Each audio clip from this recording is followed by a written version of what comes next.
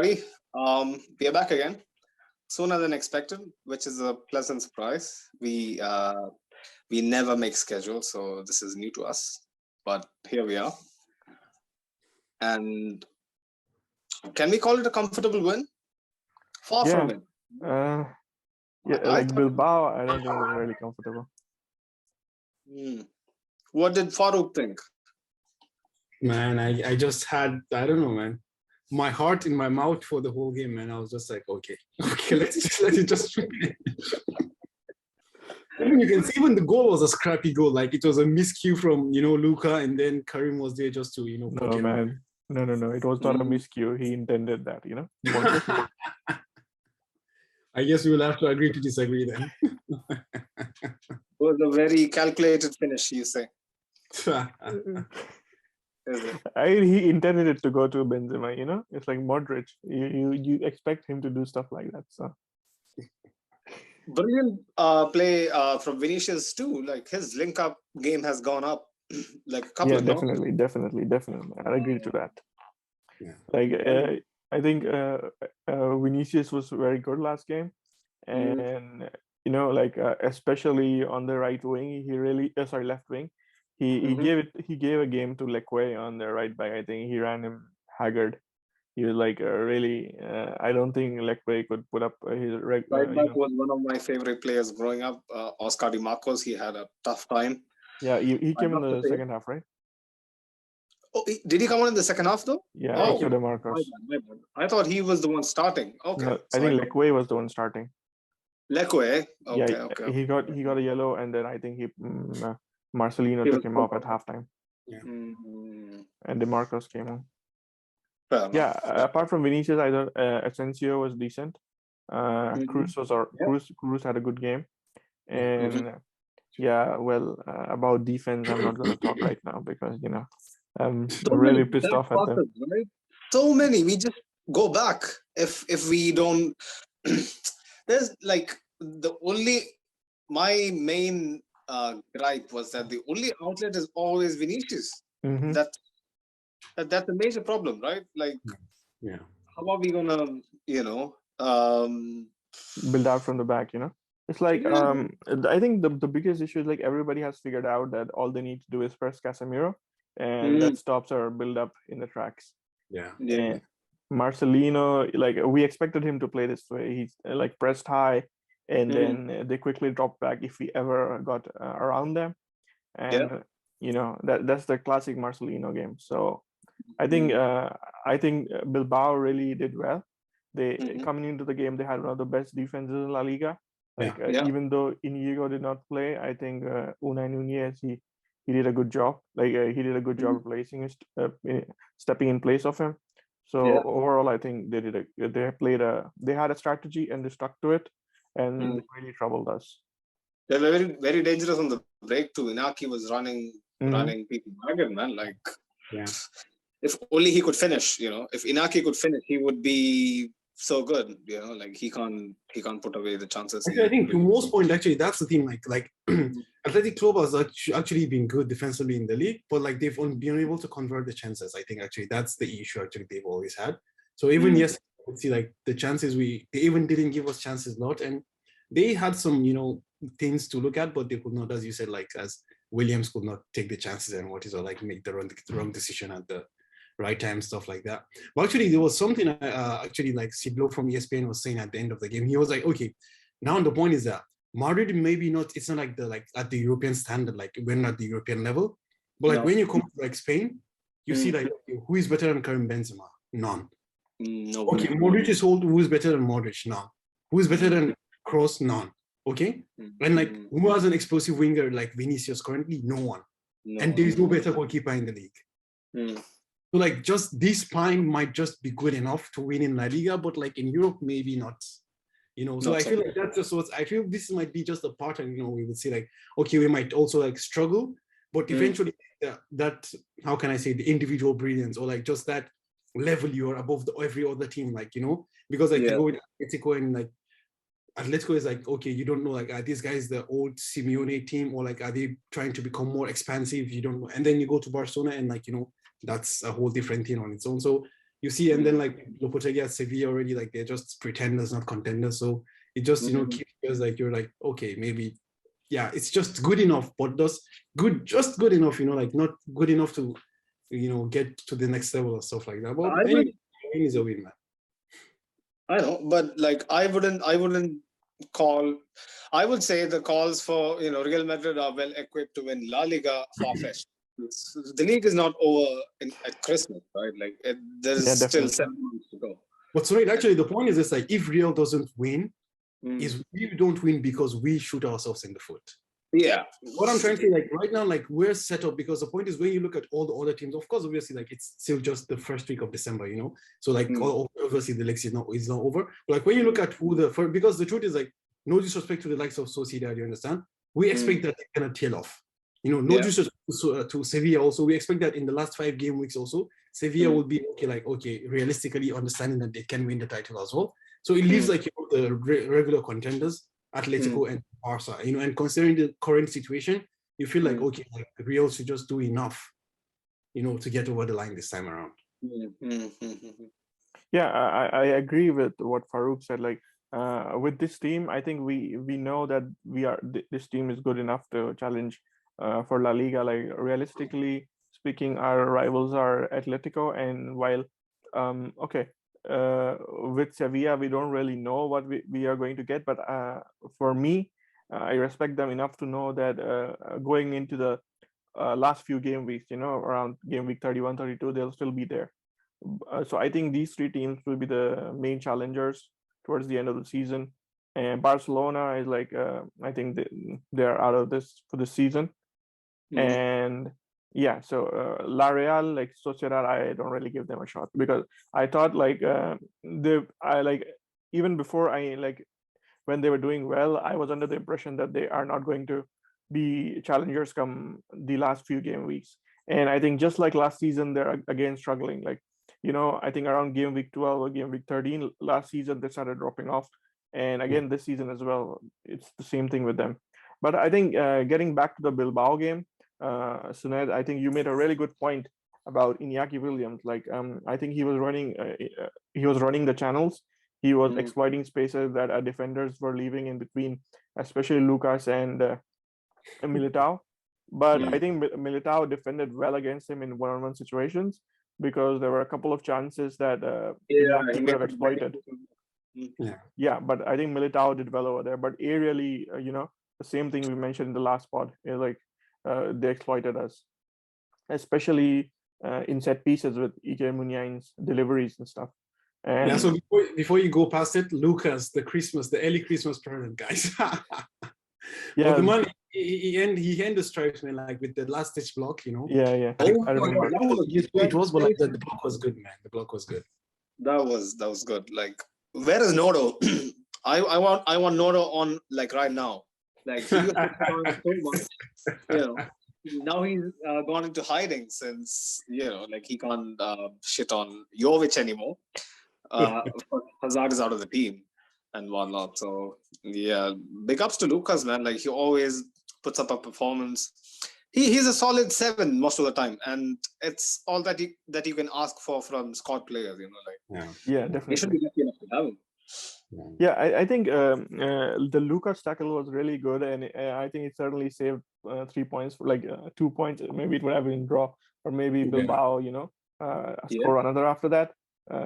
So that was one of the few game-saving tackles, and even Militao had one of those desperate moments where, you know, I think one of the Bilbao players, I think it was Raul Garcia or somebody, just smacked the ball into his face, and yeah. But actually, more to be honest, I actually felt like, you know, I just feel like we're kind of playing in such a way that I feel like even if it goes back to 1-1, we're still gonna find a way to scrap out something again. And it goes back to 2-1, and then we keep playing with the edge of the sword. Like, okay, are we gonna kill it ourselves or not? You know, just, you know, playing. I don't know, just playing a risky game and at the edge of the cliff. Just I think that's the way we do our things, man. Yeah, I think yesterday the second half was horrible. You know, it's like we couldn't control it, and I don't know, man. Like so many people on the sub and on Twitter, they keep reminding us, you know, like how many games are Thibaut and like last ditch blocks gonna save us? Like, Yeah. I never thought at 1-0 we could win this like by any stretch. Like, I always thought this was going down as a draw or potentially a loss, a shock loss. So Exactly, man. Exactly. getting through it is a miracle. Like, this shouldn't be happening. This is okay when it happens against your Bayerns, your big European rivals, like in a one-off game or a crucial away tie. It's fine. But when you're facing regular teams, like, I wouldn't call Bilbao beatable fodder, but we should be comfortably winning at least 2-0 against them on form, and we are just scraping past it. There's going to come a point where there'll be a shock loss, and there'll be a huge I think this point dovetails into a point I wanted to make. In the last pod we were talking about what the starting lineup is going to be, and like I expected that Fede would start instead of Modric. That was a point that we all were like sort of like we should make some changes. We were agreeing upon it. So, and I was sort of surprised when he didn't. He started with Modric again. So I think fatigue is an issue for us, especially going into this week of games. I think we have been playing continuously every 3 days since we played against Granada. Between Granada, Sevilla, and I think Granada, Sheriff, Sevilla, and now Athletic Club, and now we face La Real, and then it's Inter and Atleti. So I think this run of games is going to be really difficult, and Carlo not rotating is going to hurt us.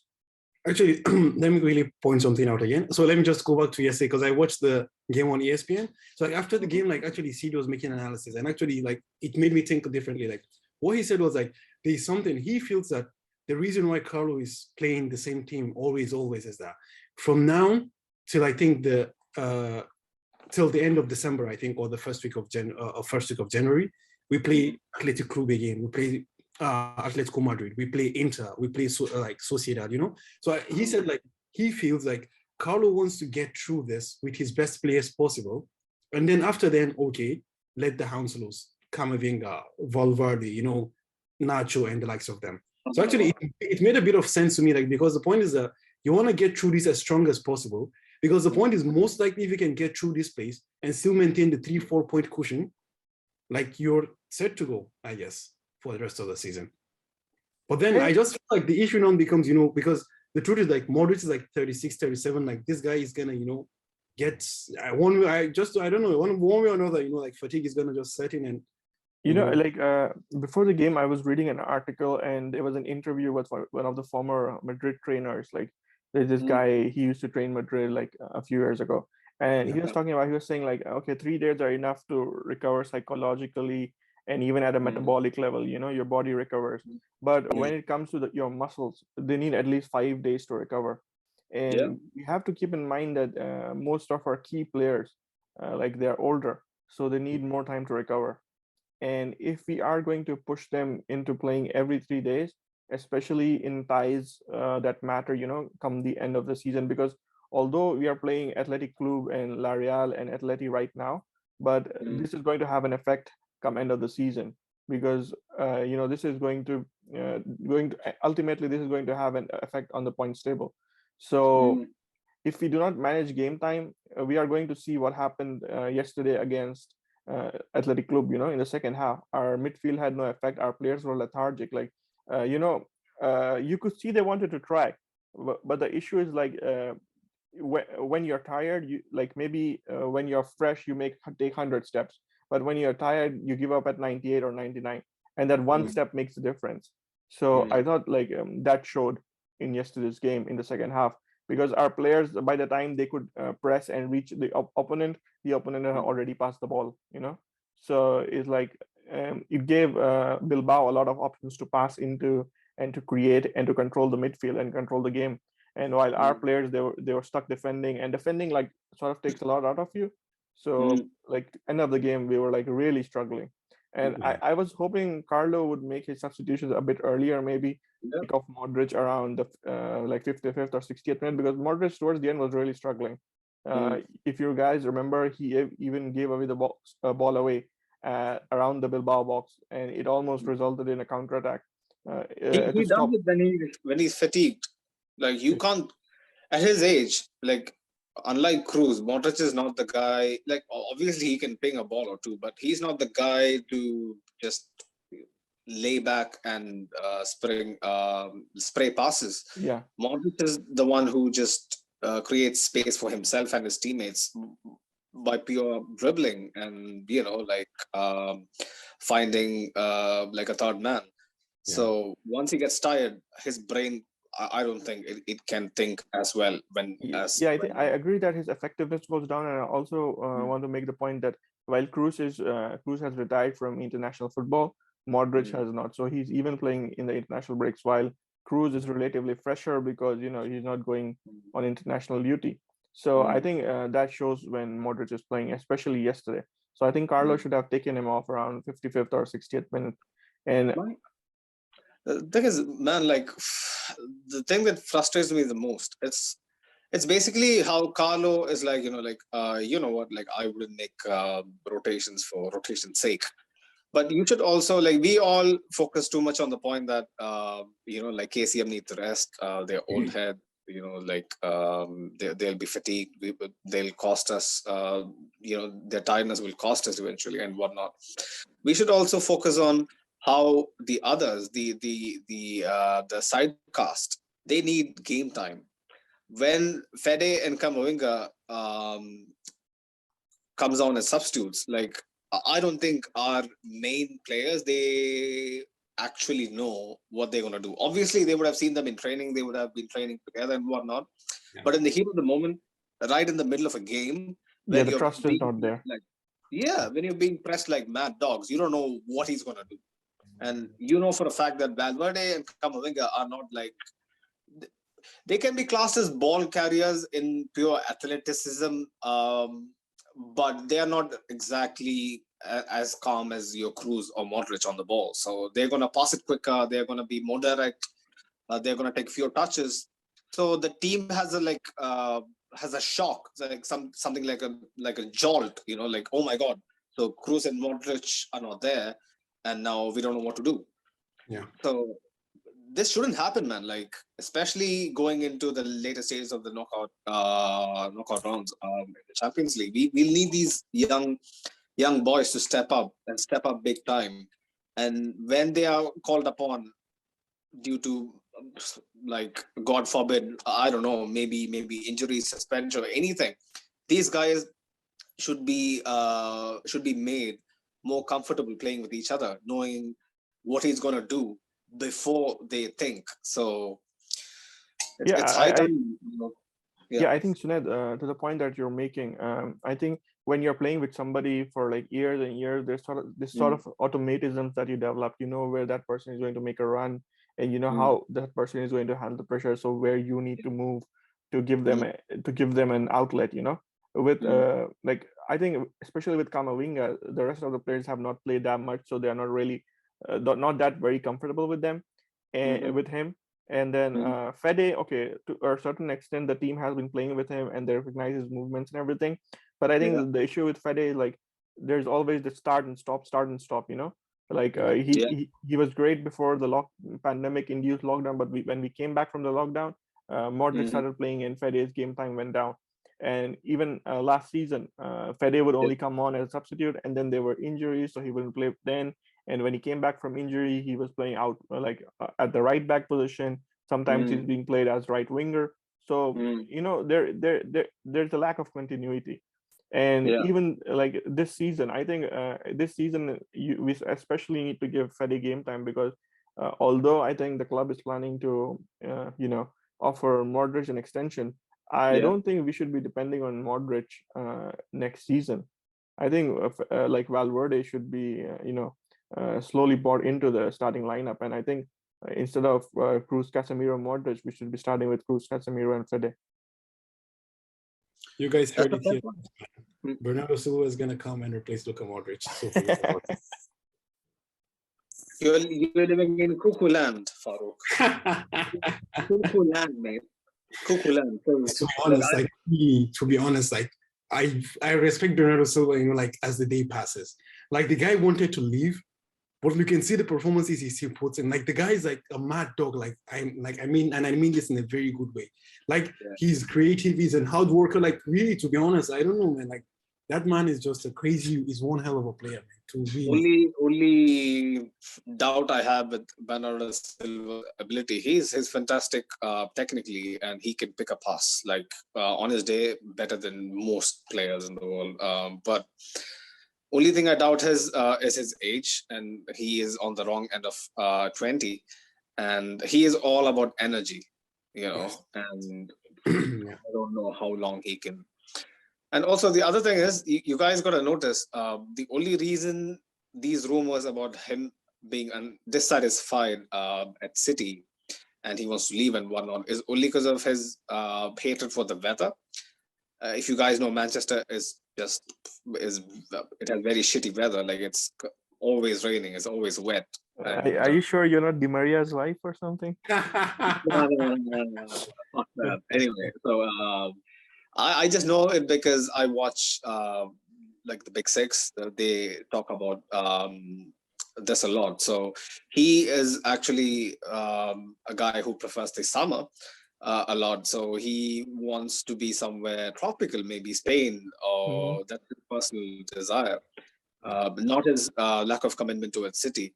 So actually, if you could recall, actually, sorry for interrupting, Sonic. So actually, I just want to make a point. Actually, if you could recall, like 2 seasons ago, like Bernardo Silva was one of the best players, right?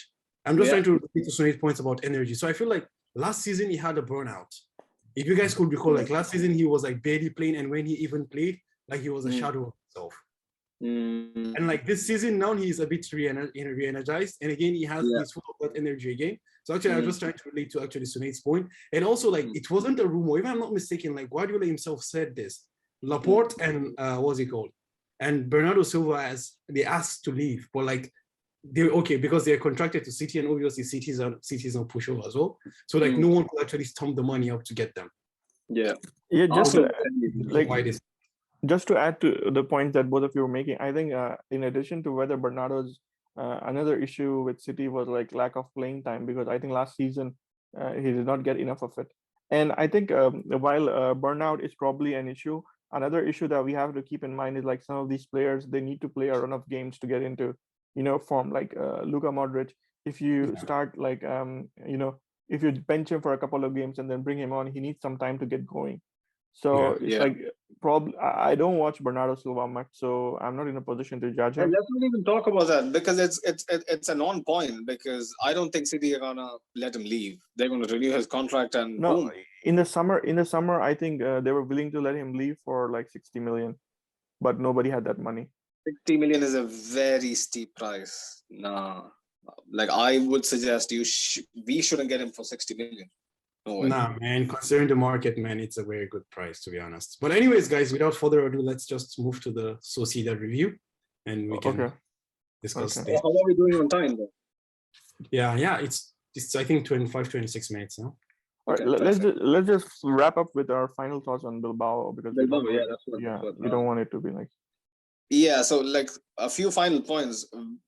Vinicius is pressing, man. Like I can't say enough. Like I can't like Vinicius was one of our best players yesterday.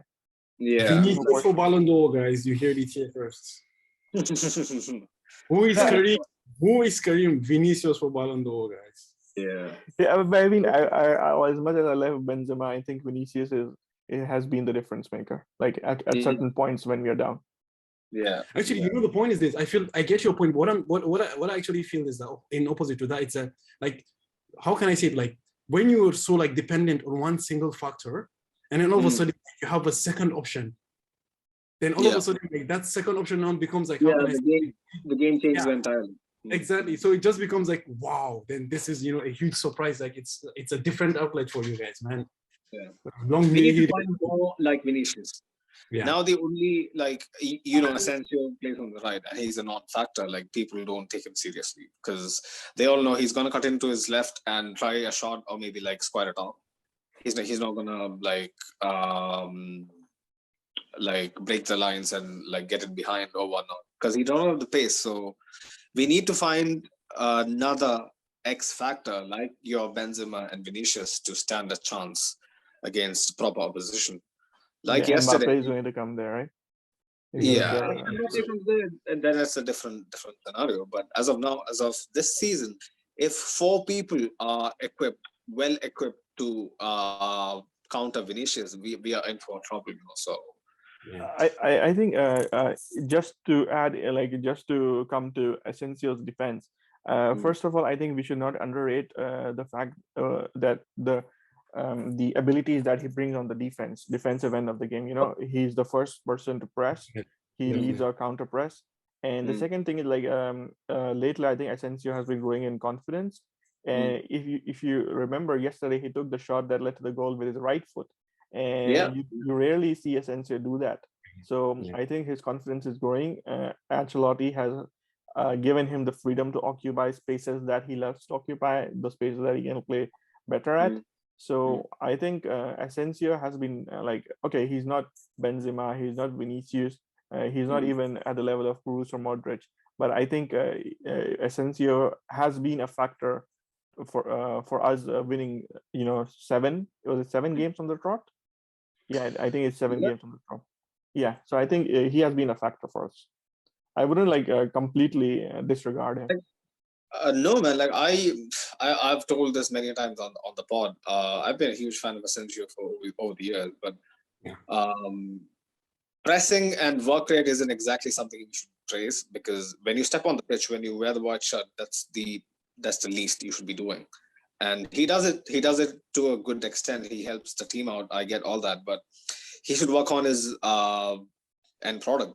Like Yeah, if he he can, definitely needs to improve his scoring output. I agree if he with you can on that. win the goals and assists, yeah, it's a different conversation altogether. Okay, So so do we have some stats from the game or something? stats, unfortunately, nope. My stats guy bailed out on me, so I couldn't get stats for this game. Okay, I'll Yeah. just finish with this one stat, all right? Okay. First of all, Kareem Benzema, he's now ahead of Jose Antonio Camacho in appearances for Real Madrid. Now he's 8th. You mentioned it on the last pod. Yeah, last time he equaled. This time he took him over. Oh, okay. And another stat I think is this season, since this season started, I think Kareem Benzema has 29 goals and assists combined, and I think the only guy ahead of him is Mo Salah with 30. So I think Kareem Benzema is he definitely has to be regarded as one of the best in the world right now. Hopefully he continues this, and we need him on Sunday. We need him on Definitely. Sunday. Okay, and then we can stand for him to win Ballon d'Or. Yeah. So, moving on to the big game on Sunday, another big game, and I hope this stops at some point, because it doesn't seem to stop, and just waves and waves of really tight. It is almost like the scheduling gods are against us. They're like, Real Madrid always has to play all these games in clusters, all these tough games. Yeah. They're clubbed together at the worst time, and definitely. Sociedad is going to be peak, and Anoeta is, although we have a good record at Anoeta recently, it's always a tough place to go to. The crowd is kind of hostile. They have a very traditionally very dogged way of playing football. Although they are pretty expansive, they are very hard to beat. They have a clear plan. They have a very good coaching structure. There's a lot to admire about La Real. There's a reason why they're always in the top 6, top 7, regardless of they're selling them selling players, or significant injury issues.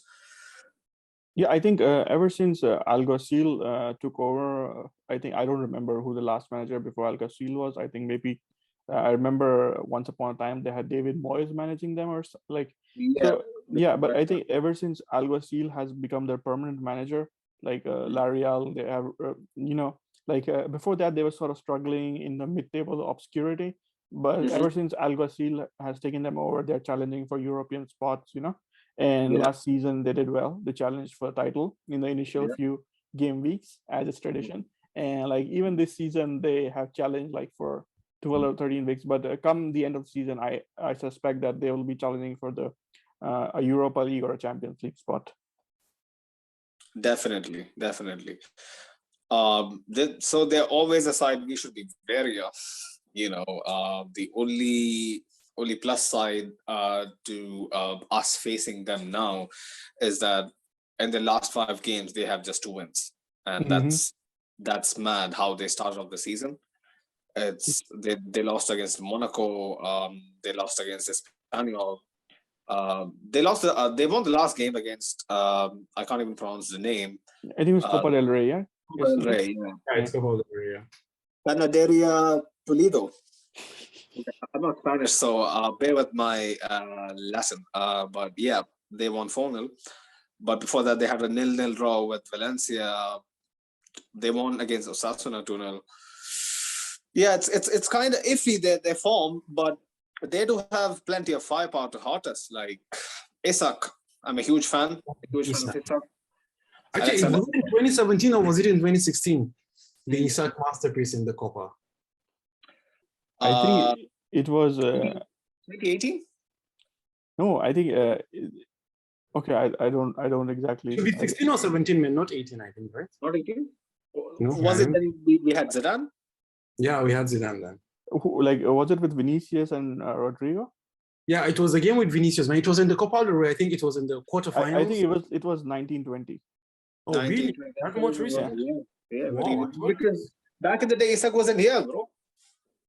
Isak wasn't at Sociedad. No, man, Isak was there. Isak was the guy, man. Isak was the one who kept on twisting and turning. Yeah, the game we lost 4-3. Exactly, the game we lost 4-3. Yeah, it was 1920, I think. There was Odegaard in their team, right? Yeah. Odegaard. 1920. Yeah. Okay. Isak, we know plenty about. Just to digress a little bit, just to take a segue. How is Odegaard for Arsenal? Odegaard for Arsenal is very hot and cold. Like the people who supports Arsenal can explain that. The thing is, Odegaard, he has flashes of brilliance, and you know, I don't know. The English crowd got pretty hyped by how technically composed Odegaard is and whatnot. But I don't know, man. The pace of the Premier League, he just seems to get lost. Like he doesn't know what to do some of the time. So he's starting tonight. He's starting against United at Cam. Behind Aubameyang in 45 minutes. So let's see how it goes. You know, the thing is, like, I remember a couple of days back, we had this, I think, assembly at Real Madrid, and Florentino, he thanked all the players, and like he was like, Ramos is the eternal captain, and Benzema is so good, and blah blah blah. And in that speech, he even mentioned Odegaard. So I think there is still a hope that if Odegaard performs well, maybe he could come back. Odegaard was Perez's golden boy, man. Like, so he would definitely love to have him back. Yeah. There's a reason why we have a buyback clause, right? If I am not wrong. Or first refusal. I think it's first refusal, not buyback. Okay, so let's go back to La Real. Sorry for the... No. So, yeah, they have some very flashy technical players, you know, like it's not like their firepower ends at Isak. They have their very charismatic captain, very young, very vocal, very fierce. Mikel Oyarzabal is a captain everyone would love to have. He is someone with not just, you know, the shouting of Maguire, but with the skills to back it up, the goals to back it up, the assists to back it up. He can cut inside. He can drag your back line by getting in behind. He's a complete package, in my opinion, like one of the best Spanish players in recent years to break out in Spain. It's fascinating to watch him play. And I think just sorry for interrupting. Just to add to your point about Oyarzabal, I think I'm sort of surprised that he's still at La Real, because I think I would have expected that by now Oyarzabal would have gone either to, a team outside of Spain, maybe City or somebody. Really, I was going to name Czech City actually when you said that. I was actually expecting him to go, but then I saw like Ferran Torres went. Actually, when Ferran Torres went, I was actually expecting Oyarzabal to make the move actually. Yeah. Ferran Torres, there's a reason why Ferran Torres, like City would have been a very lucrative proposition. Whereas for Oyarzabal, I don't think, because he's the captain, man. He is the big bad boy at La Real. So I don't see a reason for him to leave. I think Oyarzabal is a player. Like I think, okay, maybe La Real fans would not like me saying that, but I think he's outgrown La Real. Oyarzabal, I think he should be stepping up if he wants to win titles. Maybe he wants to be at Sociedad. Like that's completely understandable because some players just they do not do well outside. Like another guy for La Real, I think Iyaramendi. So who really struggled at Real, when he came to us. So because Iyaramendi was the guy who sort of like wanted this family sort of environment, who was like sort of closeted. So I don't know much about Oyarzabal. Maybe I was very excited, like I still remember writing an article back in 2013 or 2014, if I am not wrong. About him coming, and from the outside looking in, like just by analyzing his like player traits and whatnot, he was the perfect replacement for Xabi Alonso. Exactly. It's sad how it didn't work out, but I love the player.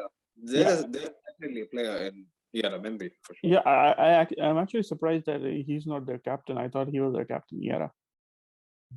He was their captain, but I don't think his performances could back up his. Okay. So anyways, coming back to Oyarzabal, I think I was expecting that I am expecting that he makes a move, but the issue for me is like, where does he go? For a while, I thought that Barcelona would be the team that he ends up at, Barcelona or City. But with the current financial situation, I don't really know, and I don't think Atleti suits him. Do you guys think? What do you guys think about this? No, man, not Atleti for sure. But I still feel like actually that's just it. To be honest, I've always felt it's City. But right now, I think maybe not City. Like Barca will be much more like. And to pry him away from La Real, I don't think it'll take peanuts. Like it would take a significant amount. I hope if Barcelona buys him, they have to spend like 200 million or something. Only English players command that kind of fee, man. Like that's just it. Like only English players. Like no, like the point is like just to make a comparison. I personally feel like Oyarzabal is better than like Jack Grealish, but like no one is gonna buy Oyarzabal for £100 million. Is that even a talking point? Like so that's no. I'm just trying to make an example. Like the English players are like overhyped and overpriced. EPL guys, they don't know. They talk out of the behinds half the time. So really, like English players are like overhyped, because like to be honest, like okay, we're digressing here, but like who buys Harry Maguire for £80 million? To be honest, let's not start with that. Exactly. So that's just it. So I feel like Oyarzabal will go for something like in the range of 60, also 60, 70, 60 to 80 million. Like. Do you guys think Oyarzabal could have a fit with us? I don't think so. I don't think so either. Like he would be a very good, like if he comes in for free or under 30 million.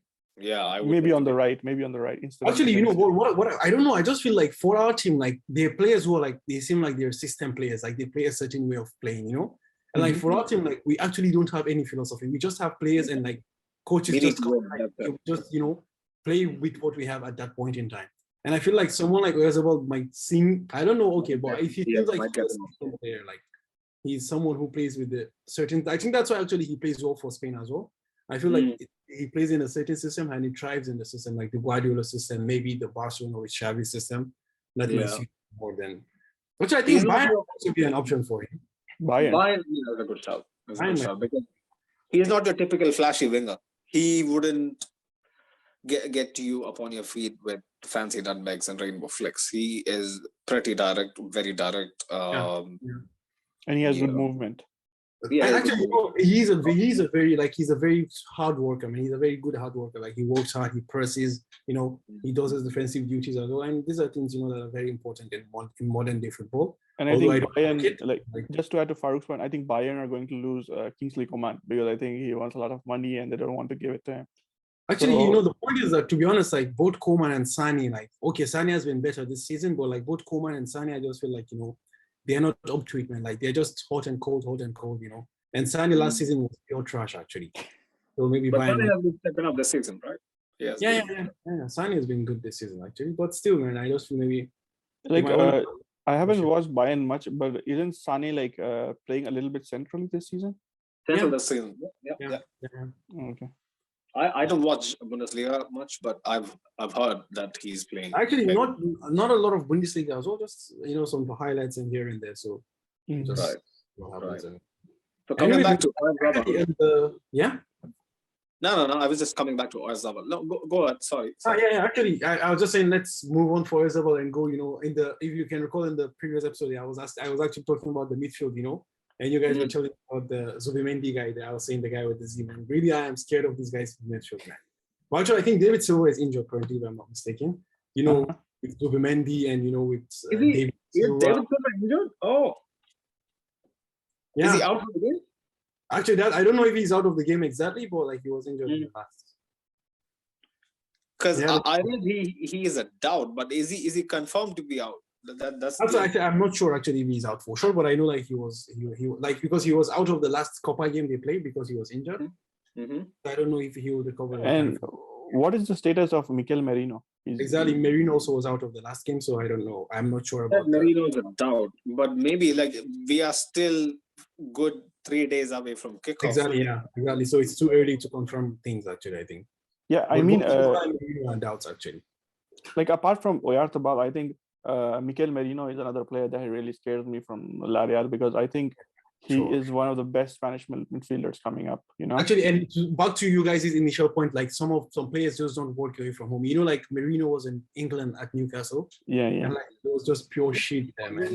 From Bilbao, he used to play for Bilbao. Like to be honest, yeah. So that's what I'm saying. Like now, like Bilbao, Sociedad, all Basque region, so they just go. It's just like the same thing with Navas. Like Navas went to England also. Like Nolito went to England, and unfortunately, like though they were good players, they couldn't just fit. So, and you're missing the biggest one out, Iago Aspas. To Liverpool, he's from he's a Celta Vigo legend. I mean, when Aspas came, I really loved him, man, at Liverpool because I follow Liverpool a lot.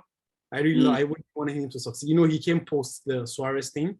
Unfortunately, he couldn't just, anyways, man, it is what it is. So I don't know, man. To be honest, I want a good game, but I'm just scared, like if Merino and Silva are out, at least we have. We are still, in my opinion, we are still missing out on so many players that we didn't mention, man. Like Leno, man, he won the La Liga Player of the Month, I think, a couple of months back. The centre back. Okay, Robin Lenormand. Yeah, he's pretty good. Diego Rico is pretty good. Diego Rico also, from Bournemouth. I think he played in the Premier League also with Bournemouth. Yeah, Porto is very quick. The first time I started playing, the first time I ever played foot, FIFA Ultimate Team, Porto was the first goal. I think was the first goal player that I unpacked. So I always had this special connection with him, like Yeah, he used to be in the team a couple of years ago. Yeah, he's pretty good. Elizondo is a good defender. They have so many. They have such like well balanced squad, man. Like Januzaj, I think the thing with La Real is like they have a very they don't have an exceptional players in their squad, but they have a very well-rounded squad, and all these players really work hard. So I think they have a philosophy of people working hard and trying to punch above their weight. So I think that is what you see in the La Real squad under Alguacil. And like I think you pointed out like really hardworking players, but there is one player that I would like to point out. I think he's one of the best Spanish talents coming up, and it's Roberto Navarro. I think he's like 18 or 19. And I don't know much about him. Just to give a bit background about him, he's a winger. He's a winger, right? And if you guys I don't know how many of our listeners know about this, but the guy coaching La Real's academy team, Sociedad B, is Xabi Alonso. Yeah, and last season they got promoted from Segunda B to Segunda, right? So one of the biggest reasons that they got promoted was Roberto Navarro. And this guy, he started his youth career with Barcelona. Then he went to AS Monaco, and then he went to Sociedad. And I think he's one of those players that a lot of big Spanish teams have wanted, like Barcelona, Real Madrid. Both of us, we were after him, but he so far has refused to move from Sociedad to anywhere.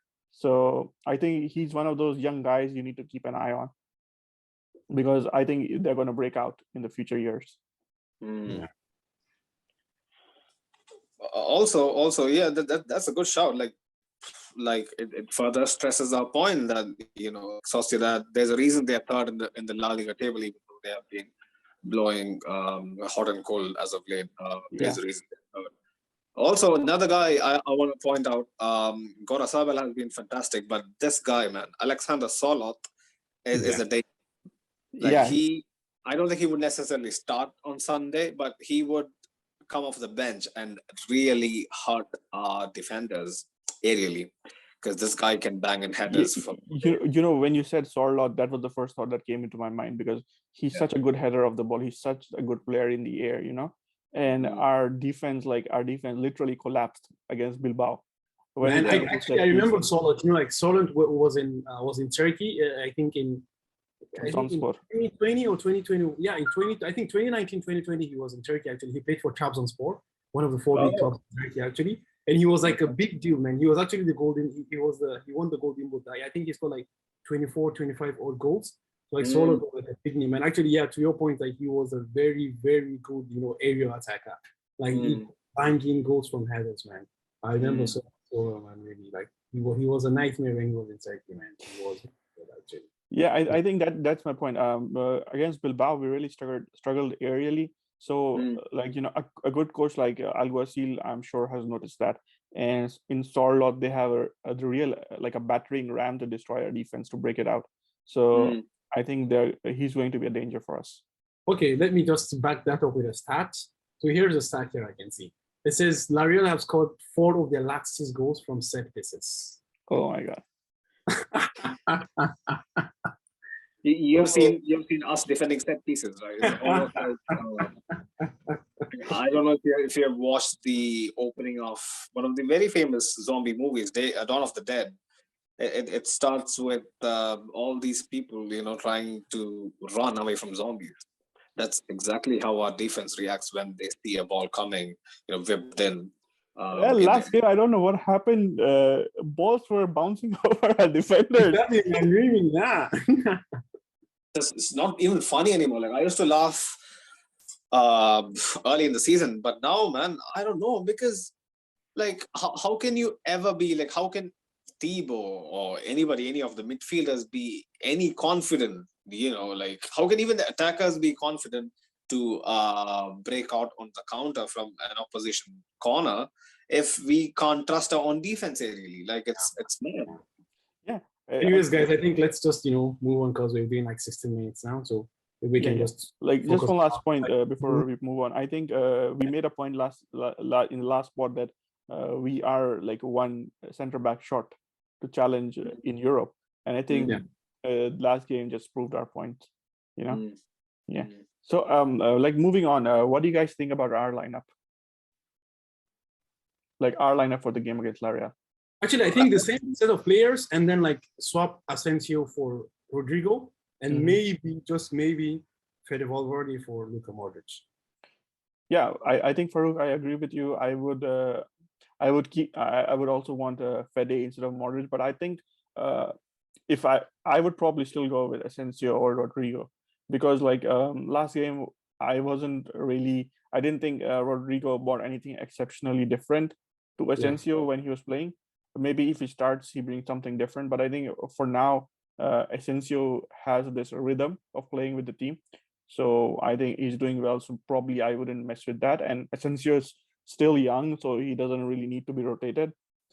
Maybe if Rodrigo comes in, probably maybe sometime as a substitute for maybe Vinicius, if you're comfortably leading in the game, or maybe a substitute for Asensio. And like I mentioned earlier in this episode, I think Fede should start instead of Modric. Actually, let me add something. Actually, I'm just gonna say now. Okay, if both Silva and Merino are fit to start, Silva, Merino, and Zubimendi in the midfield, I'll go for a midfield 4. Both Modric. Yeah, I think that's a good shout, actually. Yeah, both Modric and Fede shall start, and like Rodrigo and Asensio should go to the bench. I think that's a good call. That could help because I think Ancelotti switched to that against Sevilla in the second half. Yeah. Like a 4-man midfield, you're saying? Yeah, 4-man midfield. Like if we're gonna battle those guys, man. To be honest, like I don't know, but man, I'm really scared of these guys, man. To be honest, like Merino, Zubimendi, because I've seen them. Like I saw them last season a lot, and I'm like, wow, these guys can ball. Because to be honest, like we're like okay, like we're Madrid fans, and like okay, like we're expected to shit on Barcelona, but it's not the point. Like because I'm always wondering like how Gavi and like Pedri got the chances when Zubimendi was playing week in, week out, and putting on performances, and the guy could not even sniff the bench of Spain, So actually, I was quite surprised about that. But anyways, man, it is what it is. We can say what it is. The thing is, like you're talking about Zubimendi, even Dani Parejo got overlooked for guys like Gavi and Pedri. That's true, by the way. That's actually the point is that I agree. Like both Gavi and like Pedri are fantastic footballers, But like you have to be given the chance to show that you're a good footballer, Yeah, and the point was that both Pedri and Gavi, at the point when they were playing for Spain, they were not like full-time starters for Barcelona, and like you have someone Zubimendi who's been playing for the last 2-3 seasons, and he's shown that I can do this at the highest stage. But anyways, man, it is what it is. What can I say? Yeah, I think this game, like the closeness of these games, is really going to stretch us out because the number of games you're playing, as we have mentioned many times. Back to the point that Carlo is not going to rotate, man. Like, I don't think we can sit here speculating, we should start Fede instead of Modric, this guy instead of that guy. I don't think he's going to take a risk. He's going to go with this squad until they are down and out. And I think that's going to come not the down and out part, but the point where he's going to maybe think about rotation would be in 3 weeks against Cadiz. Yeah. Until then, I don't think we'll have many rotations. When do we play Cadiz? Is it after Atleti? Yeah. Inter Atletico. One more game after Atleti. Yeah. Is there after a game between? There's another game before Cadiz. Sorry. I didn't catch you. Me? Yeah, it's Atleti and then? No, it's Atleti Cadiz and then Atletico Bilbao.